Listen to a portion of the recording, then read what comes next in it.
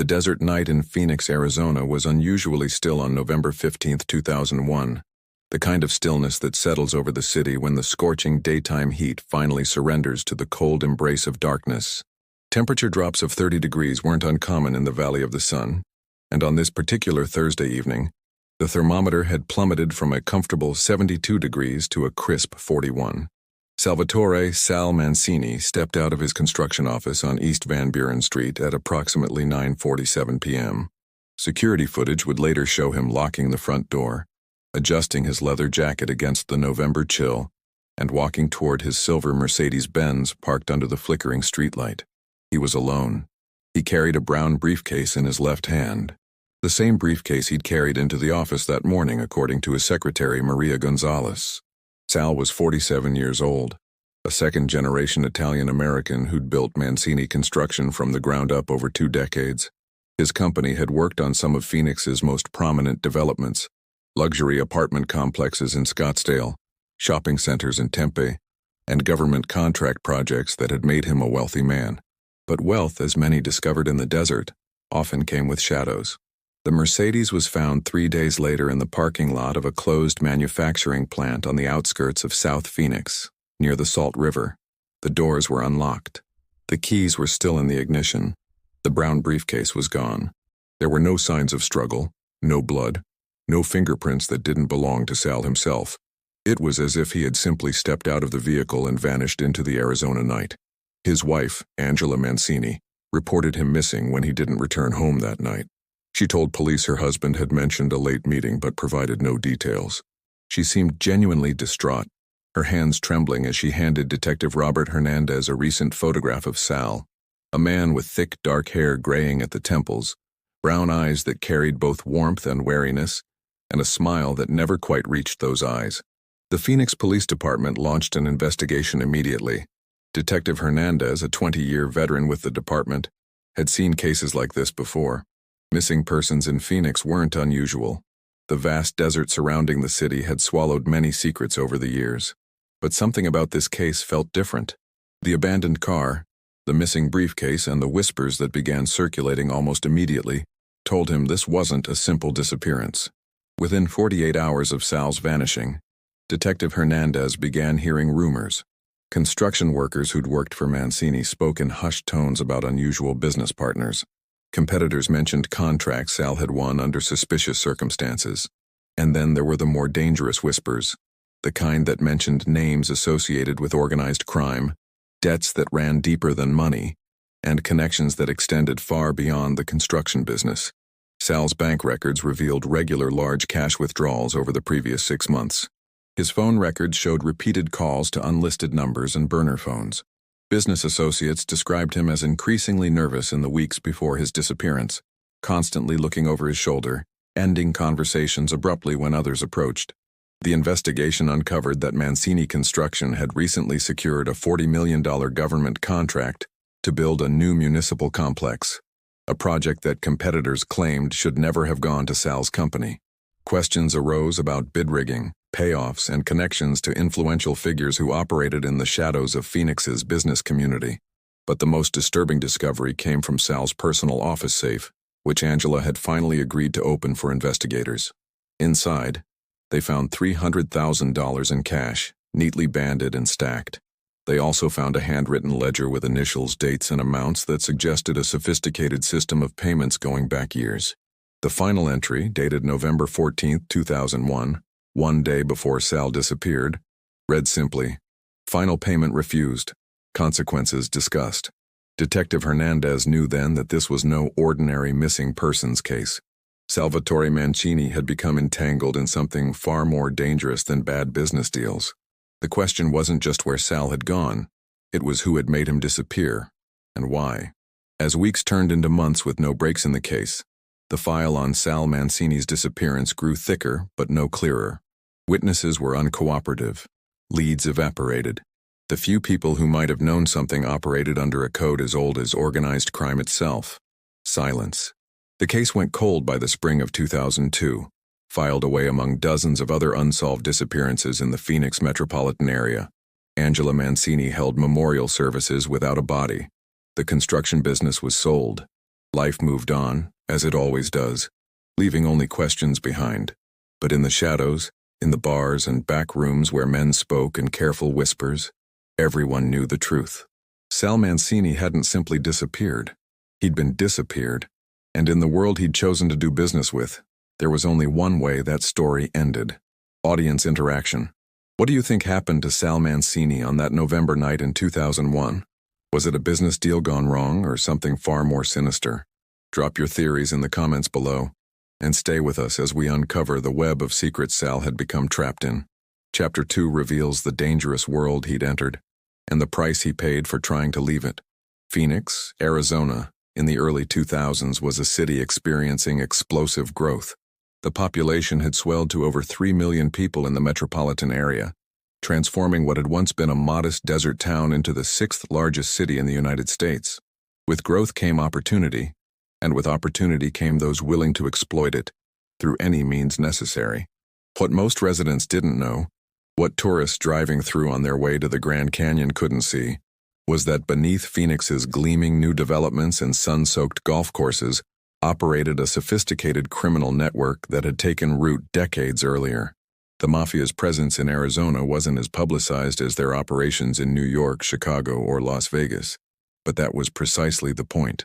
Phoenix offered something those cities couldn't: relative anonymity, explosive growth that made money laundering easy, and a transient population that asked fewer questions.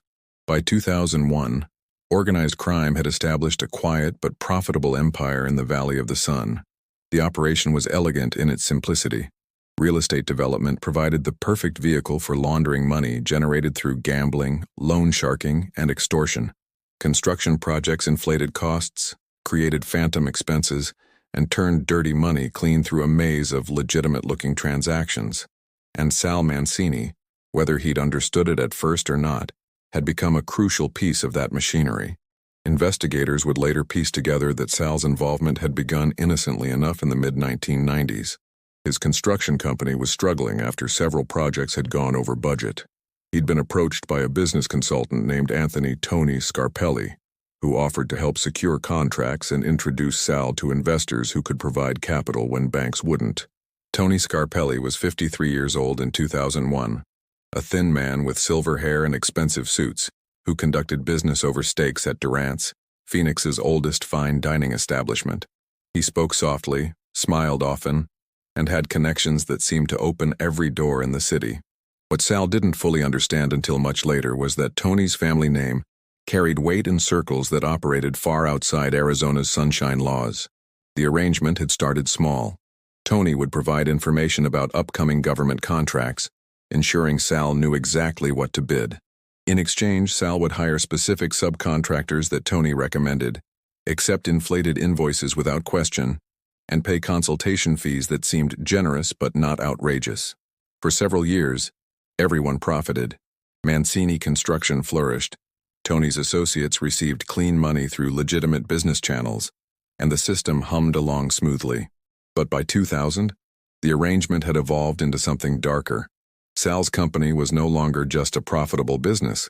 It had become a critical component in a money laundering operation that processed millions of dollars annually. The $40 million municipal contract that Sal had won in 2001 wasn't just a business triumph. It was the culmination of years of cultivated relationships, strategic bribes, and the kind of institutional corruption that operated in plain sight. The problem was that Sal had begun to understand exactly what he'd become involved in. His ledger, the one found in his office safe, told the story of a man who'd started keeping records, insurance perhaps, or evidence, notes about cash payments to city officials, documentation of phantom expenses, records of meetings with men whose names appeared in FBI files on organized crime. Detective Hernandez, working the cold case files in the months after Sal's disappearance, had begun connecting dots that painted a disturbing picture. Phone records showed Sal had been in contact with a FBI field agent in October 2001, just weeks before he vanished. Bank records revealed he'd moved money into accounts that his wife didn't know existed, possibly preparing to disappear on his own terms.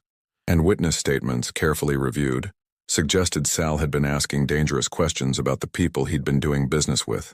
The turning point appeared to have come in early November 2001, when Sal attended a meeting at a private residence in Paradise Valley, one of Phoenix's most exclusive neighborhoods. According to fragmentary evidence gathered later, Sal had announced his intention to step back from certain business arrangements. He wanted out. He'd made enough money, he'd told them. It was time to focus on legitimate projects, spend time with his family, perhaps retire early and enjoy the wealth he'd accumulated.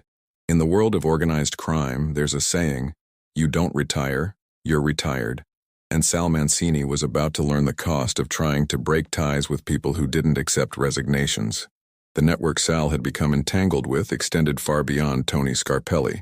Investigators would eventually identify at least 15 individuals connected to the operation, including a sitting city councilman, 2 county purchasing officials, construction company owners, and several men with direct ties to organized crime families based in the Midwest and East Coast. The operation's sophistication was remarkable. Money flowed through legitimate businesses, restaurants, car dealerships, construction companies, all strategically layered to obscure its origins. Gambling operations ran out of seemingly ordinary commercial properties. Loan sharking targeted small business owners who couldn't access traditional financing.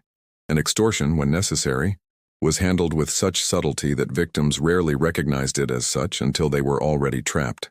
Sal's final act of defiance, the detail that likely sealed his fate, came in the form of that ledger, and whatever he'd told the FBI agent during their October conversation. He'd crossed a line from which there was no return. The men he'd partnered with couldn't risk exposure, couldn't allow someone who knew so much to simply walk away. The November 15th meeting that Sal attended after leaving his office wasn't about business in the traditional sense. It was about consequences, about sending a message, about maintaining the code of silence that had protected the organization for decades. Somewhere in the vast Arizona desert, beneath the saguaro cacti and creosote bushes, Sal Mancini had been silenced permanently, and for 20 years, that silence held. The web of corruption ran deeper than anyone imagined. Politicians, businesses, and dangerous men operating in the shadows of a growing city. But how did they maintain this empire of silence for so long? What you're about to discover in Chapter 3 will show you just how far they were willing to go to protect their secrets. Don't go anywhere. The truth is about to surface in the most unexpected way. 20 years is a long time to carry secrets. Long enough for empires to crumble, for men to grow old, for guilt to transform into something unbearable. Long enough, it turned out, for one man's conscience to outweigh his fear. In March 2021, the Phoenix FBI field office received an unusual phone call. The caller refused to identify himself but indicated he had information about an unsolved case from 2001, the disappearance of Salvatore Mancini. The agent who took the call, Special Agent Lisa Chen, had been with the Bureau for 15 years and had learned to distinguish between genuine leads and attention seekers. Something in this caller's voice, the weight of it, the careful deliberation, told her this was different. The caller requested a meeting. No phones, no recordings. Face-to-face in a public location where he could verify he wasn't being set up. Agent Chen agreed to meet at the Desert Botanical Garden in Papago Park on a Wednesday afternoon, a location that offered both crowds and open sightlines. The man who approached her bench among the desert wildflowers was 68 years old, thin, with weathered skin and eyes that had seen too much. He wore a plain button-down shirt and jeans, his hands trembling slightly as he sat down. He didn't offer his name at first, and Agent Chen didn't ask. She'd learned that informants revealed themselves in their own time. What he told her over the next 2 hours would crack open a case that had been cold for 2 decades and expose a criminal network that had operated with impunity for even longer. The informant's name was Vincent Calabresi, though Agent Chen wouldn't learn that until their 3rd meeting. Vincent had been a mid-level associate in the organization that had controlled Phoenix's underground economy for decades. He'd done enforcement work, collections, and occasionally, when the situation required it, the kind of work that kept him awake at night for 20 years.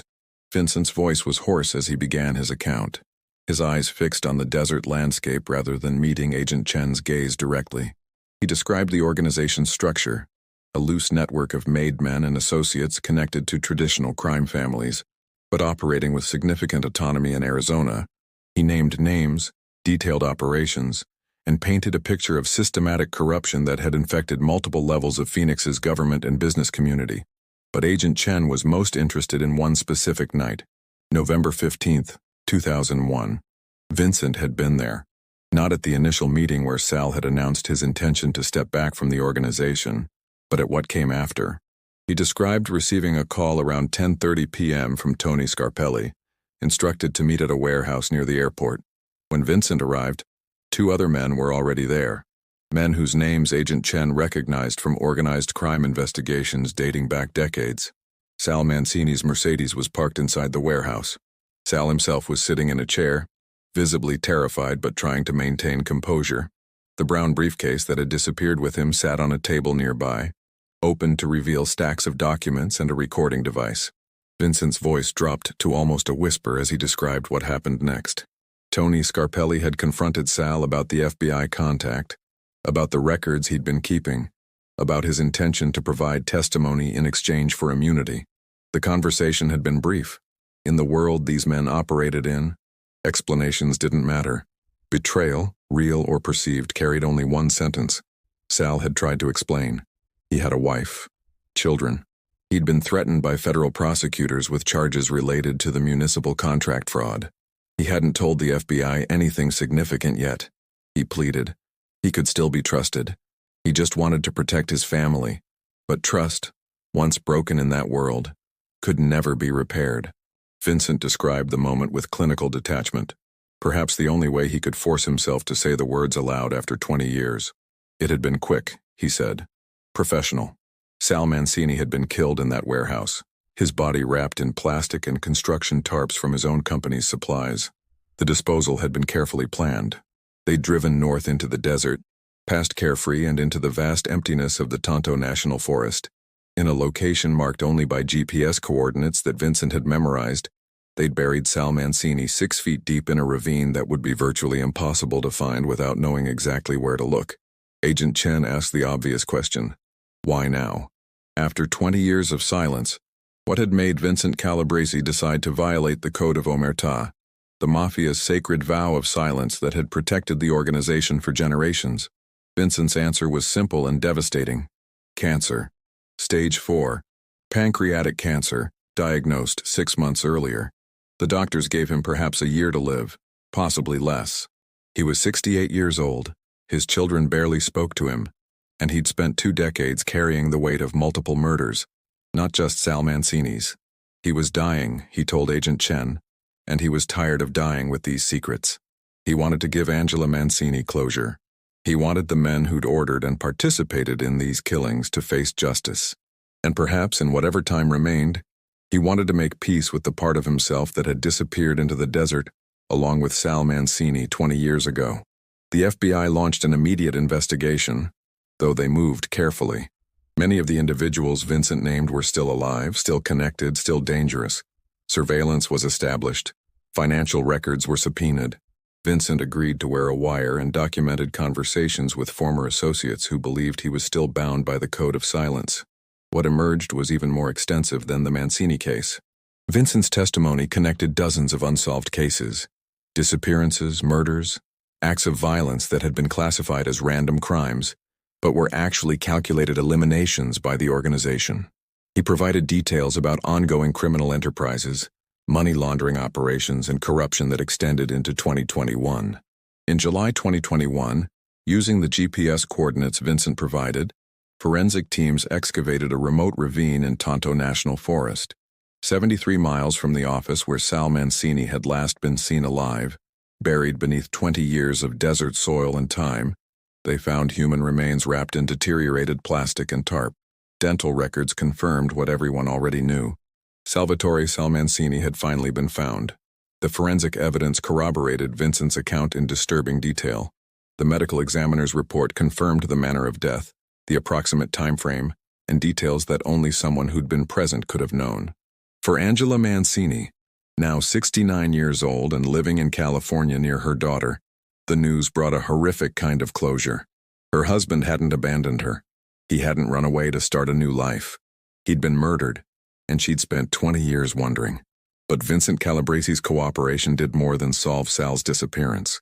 It broke open a case that had been building in FBI files for decades. By September 2021, federal prosecutors had assembled sufficient evidence to bring charges against 11 individuals connected to the organization. The indictment read like a history of organized crime in Arizona: racketeering, murder, conspiracy to commit murder, money laundering, extortion, and corruption charges that spanned 2 decades. Among those indicted was Tony Scarpelli, now 73 years old, and still living in Paradise Valley. Also charged were the 2 men Vincent had identified as present at Sal's murder, along with 8 others involved in various aspects of the organization's operations. The code of silence that had protected them for so long had finally been broken by a dying man's conscience. Vincent Calabresi's decision to speak after 20 years of silence changed everything. But what happened to the men he exposed? Did justice finally prevail? Or did the Mafia's reach extend even into the courtroom?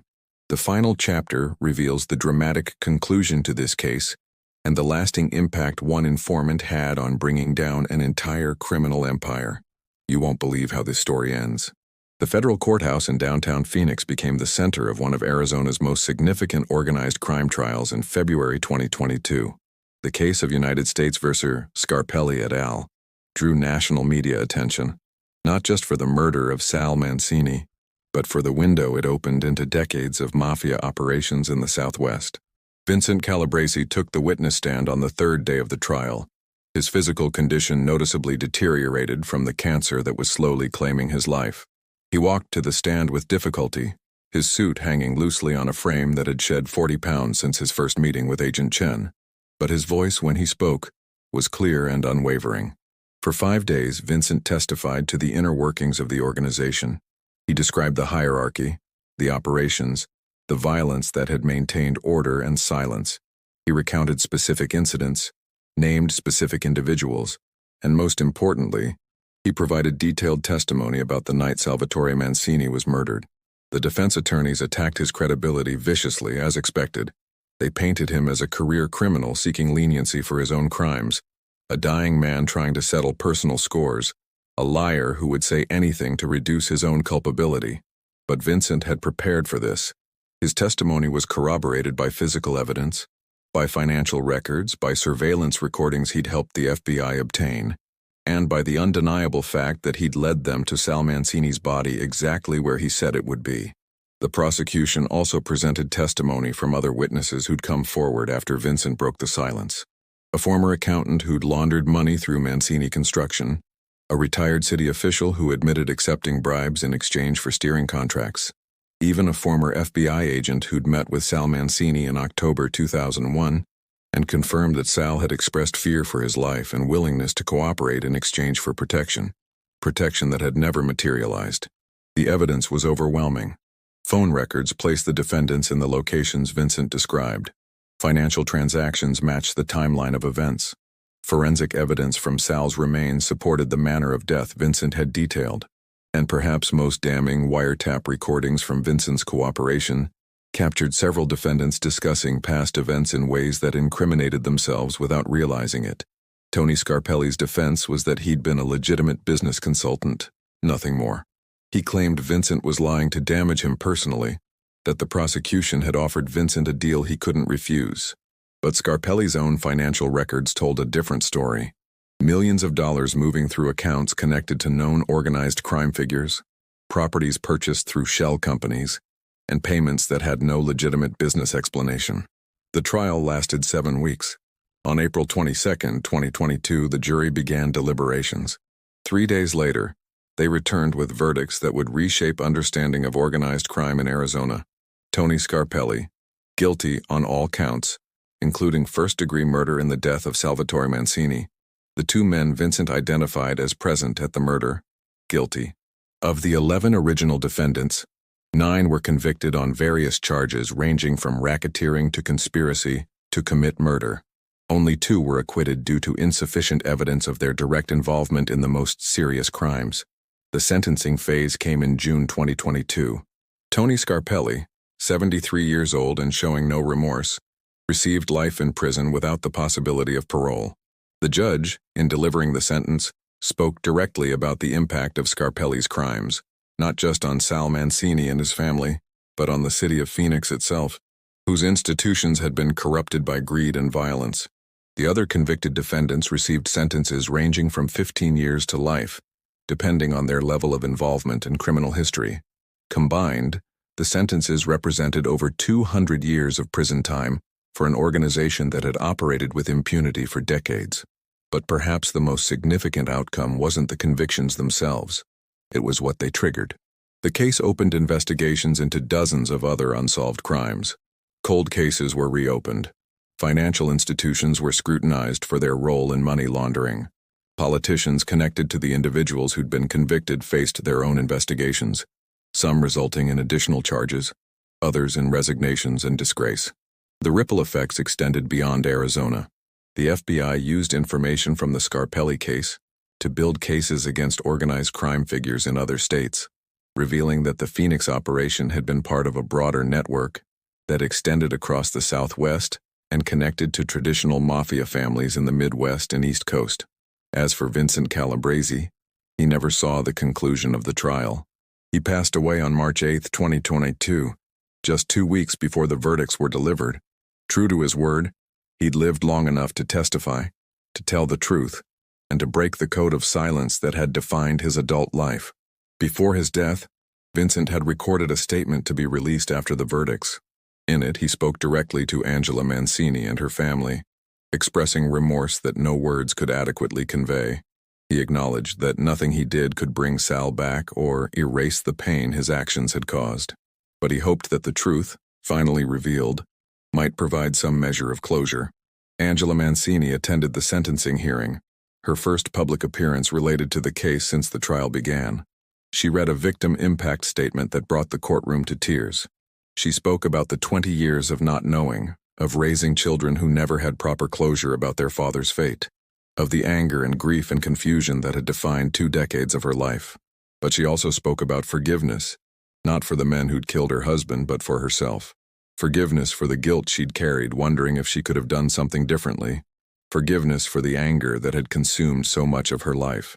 And strangely, unexpectedly, a kind of gratitude toward Vincent Calabrese for finally telling the truth, even if that truth came far too late. The Arizona case, as it became known in law enforcement circles, represented a watershed moment in the fight against organized crime in the Southwest. It demonstrated that the code of silence, once considered unbreakable, could indeed be broken. It showed that justice, even when delayed by decades, could still be achieved. And it proved that one person's decision to speak the truth, regardless of personal cost, could dismantle an empire built on fear and violence. Today, the story of Sal Mancini's disappearance and the informant who solved it is studied in FBI training programs as a case study in cold case investigation and the cultivation of informants. The techniques used to corroborate Vincent's testimony and build the case against the organization have been replicated in other investigations. The warehouse where Sal was killed has been demolished, replaced by a modern distribution center whose workers have no idea of the history beneath their feet. The ravine in Tonto National Forest where he was buried has been marked by the FBI for training purposes but otherwise remains undisturbed, a quiet place where the desert has reclaimed what was briefly disturbed.